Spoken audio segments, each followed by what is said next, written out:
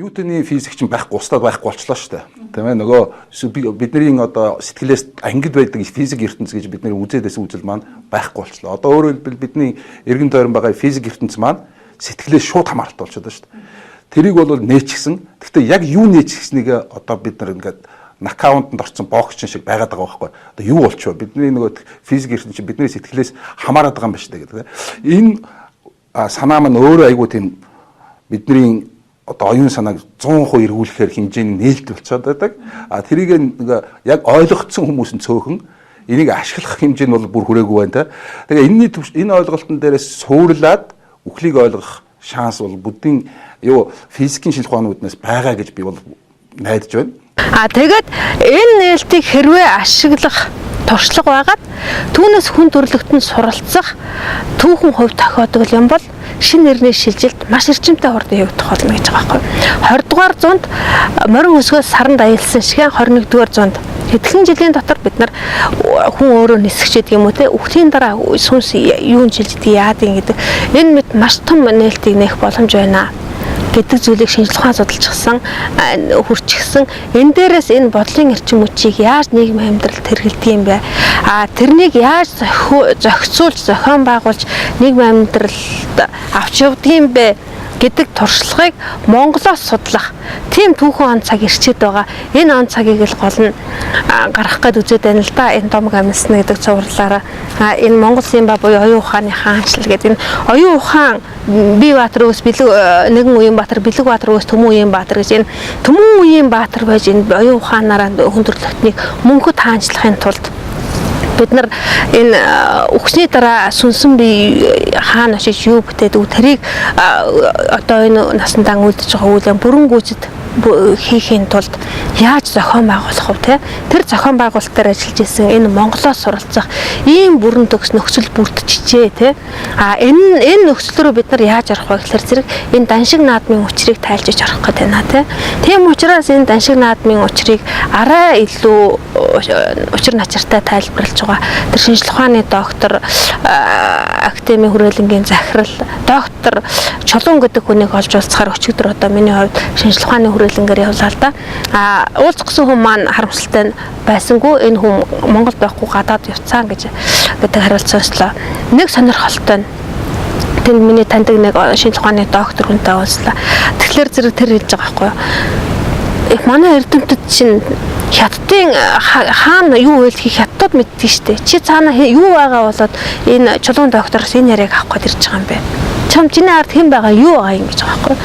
Миний ард хэн ч байхгүй. Хамгийн гол нь би одоо энэ 10 дугаар богд тодорох үе ирчээд байна те. 10 дугаар богдыг тодруулахаас өмнө тэгэж 100 болгон даншиг наадам хийгээд байна те. Энэ даншиг наадам хийгдэхээс өмнө бид нар энэ даншиг наадмын учир начрыг ард түмэн маань мэдэж явах ёстой. Тэгэхгүй бол тэгжээж бид нар зөв богдыг тодорхойлж бидний амьдрал тэрчгээрээ зөв тишээр гэх юм аа. Гэтэл бид нар энэ 10 даншиг наадмынхаа учрыг мэдгүйгээсээ болоод энэ буруу богд тодорхойд гэх юм бол аюул болчих гээд байна. Энэ дээрс л би яагаад ингэж ирж байгаа юм бэ? Шинэ наадах шин зөв. Одоо бол ерөөс 10 дугаар богдыг тодорхойлох гэдэг бол цэвэр хятадуудын тоглолт болсон шүү дээ. Гэхдээ чиний ард хамгийн гол нь хүч байх ёстой. Тэгээд чиний шүүн хамгийн гол нь сайн байх хэрэгтэй. Тэгвэл болохгүй ч юм байхгүй л дээ гэж байгаа. Тэгээд үнэхээр бидний тэр хятад одоо яаж байгаа вэ те? Энэ хятад орж ирээд бидний хүүхдийг дарлаж нухчиж тамлан зовоох юм болох юм бол яах юм бэ?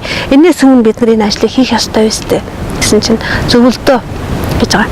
Тэгэхээр зэрэг бид нар хамгийн гол нь өнөөдөр хэний төлөө 5 төгрөгийн төлөө хэнд үйлчилж яаж ажиллаж байгаа нь хамаагүй те. Бид нар чинь үр үндэстэй хүмүүс. Үрэн үлддэг хорвоодоо гэдэг те. Тэгэхээр зэрэг энэ миний хүүхдийг тэгж байхыг тасварлаад хараад тэрний яах вэ тэгүүлж тэгэг гэдэг ийм ажиггүй цэвдэг сэтгэлээр хандах эцэг их байх уу те.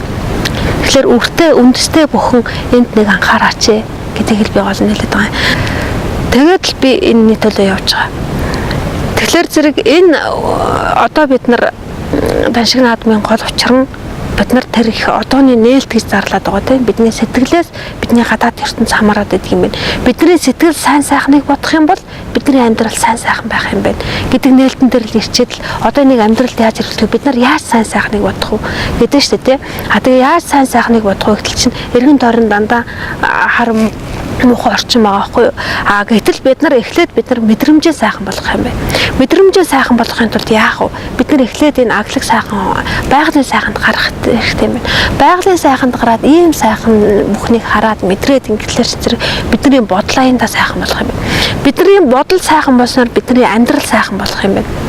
Энэ нээлтийг нээчээд ийшээ яаж гарах вэ гэхээр зэрэг энд бид нар хэрвээ туршлага байгаа түүнээс суралцах хувь тохиох юм бол бид нар тэр сайхан бодол тэр сайхан мэдрэмжээрээ одоо байгаагаасаа 1000 дахин илүү сайхан хөгжлийг бүтээх юм байна гэдэг дээр ирчээд тэгээд энэ рүү бид нар яаж орох вэ гэдэг эрэл хайгуул хийгээд тэгсэн чинь монголчууд дандаа байгалийн сайханд аялан зугаал дандаа сайн сайхан амьдралаар амьдарч ирсэн элбэг ангалуун амьдарч ирсэн тэр амьдралыг харчхаад эргэж судалчхаад дээрээс нь тэд нар ингэж штэ 800 жилийн дараа дэлхийг эмээл хэлгэнд авах цагт монголчууд тэнгэрээс тэнгэрийн зэрэг Чингисийн зэргүүд тэнгэрээс бурж дэлхийг тогтноолно гэдэг энэ домог.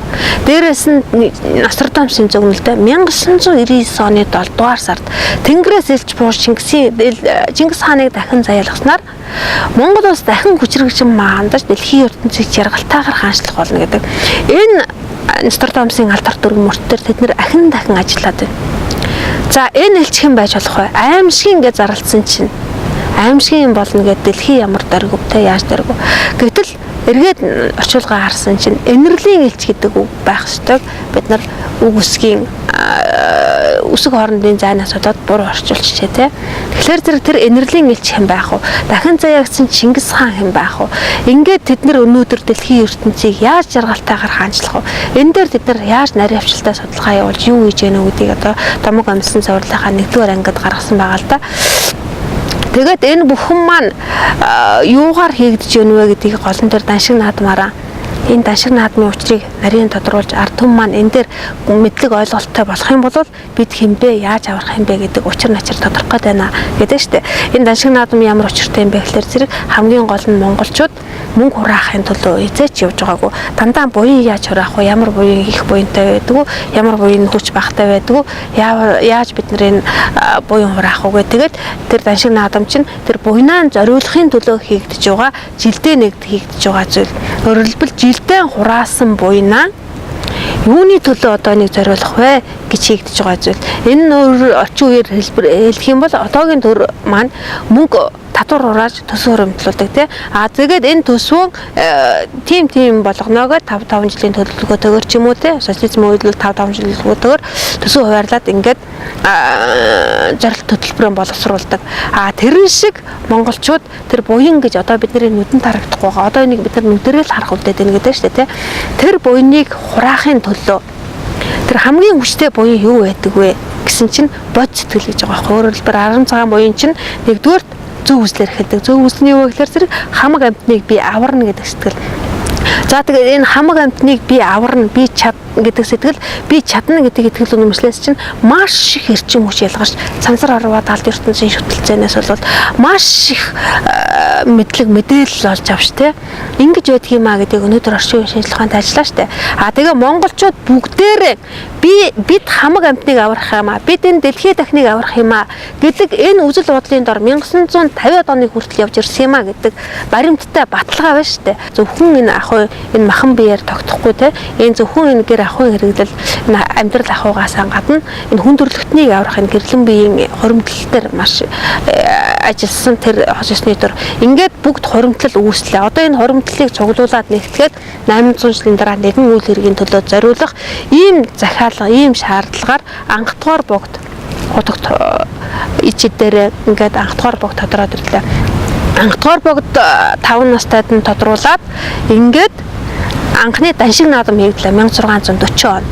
Энэ нь юу вэ гэхээр зэрэг монголчуудын тэр 13 дугаар зуунаас хойш хоримтлуулсан тэр их эрчим хүчийг 800 жилийн дараа дэлхийг ингэж яадгаа алдсан байх цагт нь нэгэн зохион байгуулалттайгаар бууж ирж нэгэн хүчээр тохиолох тэр үйл ажиллагааны өөрөөр хэлбэл тэр энергийн хоримтлалыг богд дээр хоримтллаа. Ингээд энэ богдыг дахин тодруулаад байдгийн учир нь энэ энерги, энэ эрчим хүчийг энэ хамаг амьтныг аврахын тулд энэ зориулах үйл хэрэгтэл жил болго хийгээд байна шүү дээ. Одоо жинснаар гойлдог шүү дээ. Наадан бол монголчуудын жилдээ нэг хийдэг вакцин юм аа гэх тээ. Бид нар хамгийн гол нь даншиг гэдэг үгээ учраа мэдгүй зүгээр л морь олдуулах гэдэг байгаа бол даншиг гэдэг чинь явж иж Монголын тусгаар тогтнолыг авч үзсэн цаанаа гүн гүнзгий утга агуулгатай ийм том наадам юм аа, учиртай наадам юм аа гэдэг. За тэр даншгийн тухай за тэр чулуун докторын яриа байна те. За тэгээд 10 дугаар богд өнөөдөр бол монголчуудын эв нэгдлийн гол юу юм аа 10 дугаар богд бол тодорхой ёстой юу бол зайлшгүй тодорхой хэрэгтэй энэ бол Монголын эв нэгдэлт бол ийм том байр суурьтай, ийм том статустай, ийм том лам юм аа гэдэг юмыг бол манай Монголын урдаан барьдаг эрдэмтэд хэлжлээ гэж байна те.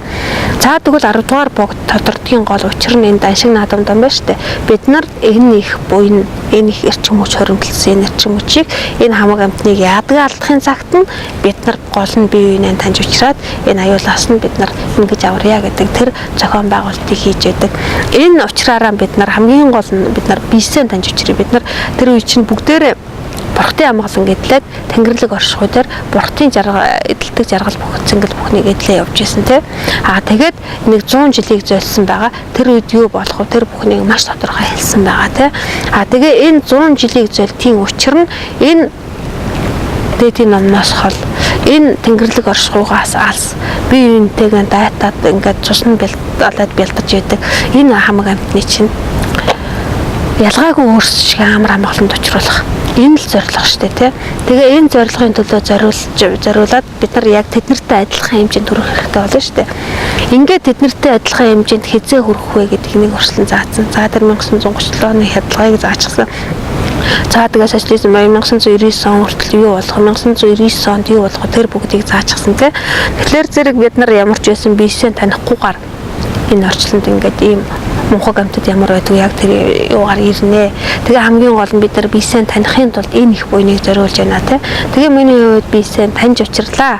Одоо миний дээдлэг Чингис хаан бол энэ юм аа гэдэг байдлаар энэ Батулгыг Жинко Батулга гэдэг одоо энэ ерөнхийлөгчийн сонгуульд нэр дэвшээд ингээд яваад байгаа.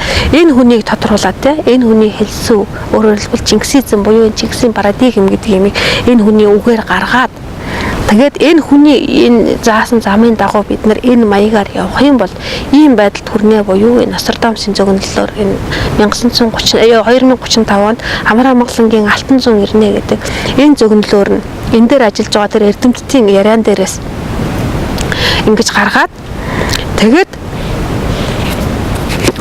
энэ киногоо хийсэн. Тэгээ 9 дугаар богд ямар учраас залрав гэх юмтэр энэ юм хийсэн. Тэгээд энэ юм би танилцуулах гээд явлаа. За телевизийнхан бол худалдагдсан байдаг юм байна. Энийг зөвхөн би хэлсэнгүй. Энийг дахиад жавхлан гишүүн бүр арга төрөө бараад хэлж байна. Дахиад 90 цагийн дуудлагынхан энийг хэлж байна. Дахиад энэ Батулга маань өөрөө бас хэлж байна. Буруу тархиугаалт явагдаад байна гэдэг. Тэгээ ард түмэн бас энийг хэлээд байна шүү дээ. За энэ телевиз бол худалдагдчихсан учраас миний энийг гарах нүкс болцсонгүй лаа телевиз ганцхан гаргалаа. Лаа телевиз бол яаж байгаа юу гэж хэлж гаргасан бэ гэвэл чиний наадхай чин гаргах эрх мэдэл зориг зүрх энэ бусад телевизэд байхгүй. Манайх ганцхан тэнгэрийн хамгаалтанд байдаг учраас чиний наадхай чин гаргаж байгаа юм. Гэт би ямар ч гэсэн лаа телевизээр оны өмнө өвдөөс эхэлж гаргуулсан. Тэгээ сая 5 сард бол тэнгэрийн ташууруудын явгаан бол 2 удаагийн давтамжтайгаар гаргуулсан. Тэгээд тэд нар маань үзээд хүмүүст маш сайн хүрч байна чиний наад юм чинь хамгийн гол нь хүмүүс тэр болгон гайхаад байна учрыг ойлгохгүй нь асуугаад байна. Тийм учраас наадахын дэлгэрүүлээд чи энэ хүмүүсээ хамруулад байгаа энэ хүмүүсээ оруулаад зочноор оруулаад ингээд өөрөө нэвтрүүлэг бодлооч гэд тэгсэн тэр өсөлтөөр нь би хүрээд иртэл за сонгуулийн хууль гэж нэг амар юм гарчжээ. Энэ ёсоор бол чиний наадах чинь нэгдүгээр 5 минутын хугацаа өгсөн байдаг. Гэтэл чиний наадах чинь Нострадамус юу Батулгын сурчлагаа болоод дээрээс нь шашны тухай хамруулж болохгүй гэдэг чиний наадах чинь Батулгыг шорлох манай телевизч балаг болох ийм болсон учраас наад юм нэшин дараа бол 9 дугаар сард болъё гэж байгаа байхгүй. За тэгээд телевизийнхэн ингээд бариатай байдаг юм байна. За дахиад би шинжлэх ухааны актын дээр очлоо. За тэр чулуун гэдэг хүн дээр очиод энэ даншиг наадам ийм учиртай юм а гэдэг дахиад энэ Батулгатай нуулзаа тий.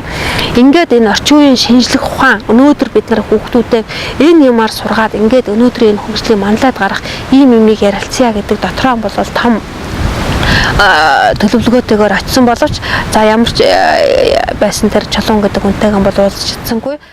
Тэгэхээр зэрэг ард түмэн иргэдийн хөдөлгөөн гэж ард түмэн бид нар өөрөө өөрсдийгөө мэдэх цаг иржээ. Бид нар өөртөө итгэх, өөртөө л найдах цаг ирчихэж. Өөр хүнд ч найдах биш. Энэ бурхны илч болоод, бурхныг төлөөлөөд, авралын илч болоод бидний өргөл барьцыг аваад сууж байгаа энэ хүмүүс чинь ингээд худалдагдчихаж. За энэ хүмүүсийн юу гэж хэлэх ёстой хүмүүс юу гэж өнөөдөр хэлээд яриад сууж байна. Бодтой баримтаар энэ кинонд би оруулсан байгаа. За тэгээд энэ шинжлэх ухааны акт эрдэмтэд маань ингээ худалдагдчихаж. Гэтэл энэ эрдэмтэд маань яаж худалдагдаад өнөөдөр бидний хүүхдийг хэн болгоод байгааг энэ 90 цагийн дуудлагахан бол ярьсан, хангалттай ярьсан, хэдэн жилийн турш ярьсан. Тэр яриануудыг цуглуулж би энэ юм хийсэн юм аа. Энд бол энэ миний иш шин болгож гол бариад байгаа юм маань би мэдлэггүй байж болно. Би хөдөөний хэн ч биш малчин юу ч мэдэхгүй байж болно. Хамгийн гол нь миний үр хүүхдээ гэсэн сэтгэл маань байна. Ингээд би энэ чин сэтгэлээрээ энэ Монголынхаа төлөө гэсэн чин сэтгэлийн үүднээс дуурч байгаа энэ хүмүүсийн яриаг цуглуулсан юм аа. Энэ хүмүүс маань Монголын төлөө чин сэтгэлийн үнээс нэгдүгээр ярьж байна. Хоёрдугаарт энэ хүмүүсийн мэдлэг цаана иш шүн байгаа тэртээ тэрнгүү.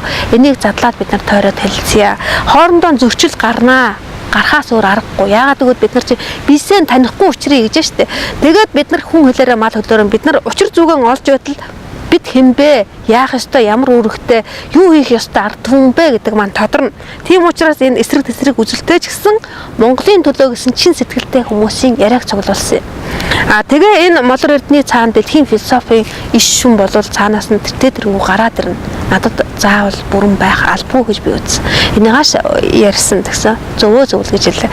За тэгээд энэ боловсролтын цаана бол өнөөгийн нийгэм улс төр бол юун дээр хүрээд ирв те өнөөгийн христийн шашны удирдлагатай явсан нийгэм улс төр эцэст нь ямар байдал төрөв одоо нийгэм улс төр нийгмийн амьдралыг шинжлэх ухаанчаар яаж судалж ямар төвшөнд хүрч ирээд байна вэ те тэгэхдээ энэ шинжлэх ухаан чинь дахиад физикийн шинжлэх ухааны судлагдсан болоод ингээд гараад ирчихсэн тэр эрдэмтэн мэрэгдийнхаа яриаг оролцуулсан байгаа тэгэхээр зэрэг тэр бүх хүмүүсээ бид нар сонсъё одоо шинжлэх ухааны актив нэртэй гандан хийд сүм хийд нэртэй ингээд бидний аврал болно гэд ингээд биднийг шимгчлээд сууж байдаг тэр хувилснуудад зөвхөн аль дэвангаар 20 дугаар зуунд олж мэдсэн мэдлэгээ бидний хүүхдүүдэд шахаад тэгээд тэр юм дээр ягшим сэтгэлгээн дээрээ сууж байдаг тэднийг тэжээгээд тэдний амаар бид нар ингээд явж явах цаг үшээ энэ сэрсэн сэхэрсэн 21-р зуун дээр бид нар зундаа алхаж орё тийм учраас энэ хүмүүсийнхаа яриад ирэхэд анхаарлаа хандуулъя ийшэн чиглүүлээч гэдэг байдлаар л энэ юм хийгээд байгаа юм л да. Тэгэхээр зэрэг хэн ч гэсэн мэдээж үр хүүхдийнхаа төлөө амьдардаг. Бидний энэ байдлаар юм бол одоо энэ шинжлэх ухааны активын царайгаар юм бол одооны энэ гандан хийдийн байдлаар юм бол бид нар маш цэвдэг сэтгэлээр хүүхдүүдэд маш арчаагүй байдалд оруулах гэдэг байгаа байхгүй юу? Иймийг үзмээргүй шүү.